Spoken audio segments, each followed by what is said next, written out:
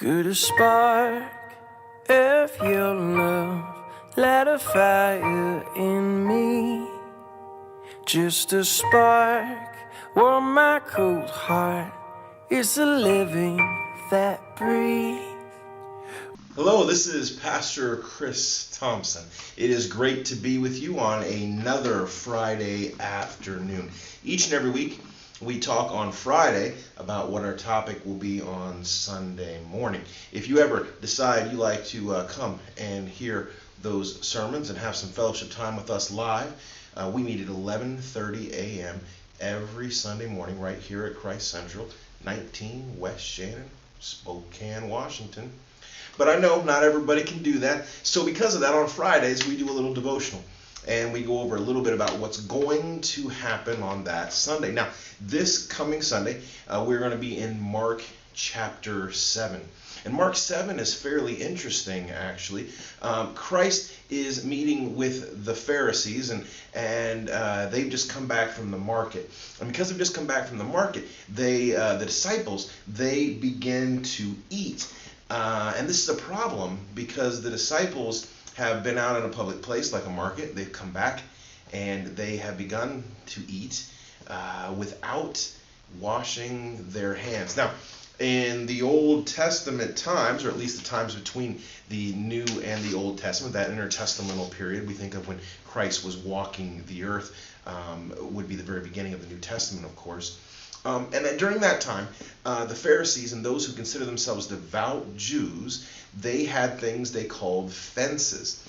And it's maybe not a real positive term, but the way it worked was there was the Old Testament law that they were trying to protect. So in doing so, they put up rules around that law that were even stricter than the law itself. So if you didn't break the outside rule, you couldn't possibly break the inside rule, if that makes sense. So this ritualistic washing of hands after going to the market before eating was one of these fence rules. So they come to Christ and they say, how can your disciples possibly eat without having gone through the washing of hands? And they actually go as far as to say that they're breaking the traditions of the elders. And then Christ turns the whole thing on its head. And this is sort of where we'll be spending most of our time Sunday, actually, is he then says, well, how about Corban? And Corban is very interesting. It was the practice of the Hebrews of the day where they would set themselves aside for God. And it was a very fancy way of basically either going into the priesthood or setting aside your life specifically for God. And the reason they would do it, and here's the shocking bit, the reason they would do this Corban was so they would not have to honor their father and mother. They could get out of that portion of the entire Old Testament law by saying, I can't, because everything I do is devoted to God. So I'm not under my folks anymore. I don't have those connections anymore. There's no honor due. There's no respect due. And they could completely discount them and go along with their lives and do the things that they like. And Christ, of course, condemns this practice and says you can't make a rule from man and put it over something that God has already given in his law. And that's the topic we're going to be hammering on a little bit on Sunday. And of course, it ends with basically this very strong statement from Jesus.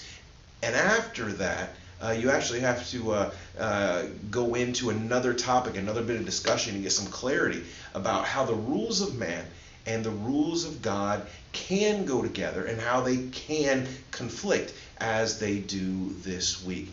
Well, my challenge actually for you at home is very simple. Are there things in your life that you have put above things God has called you to do, spiritual things, absolute spiritual truths you know are real, and yet the rules you've set up for yourself contradict them? If there are, my challenge is you'll ask God to give you the courage to change those part of your life. Whether there's one of them or whether there's dozens of them, whatever it is, ask God to give you the courage to change that portion of you that you have set up in front of him and you've given a higher importance to than the law itself. And I'm going to pray for each of you this week in my prayer time, and I ask that you do the same for me. Now, we hope to see you on Sunday morning.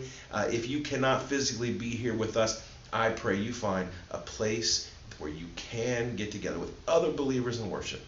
God bless.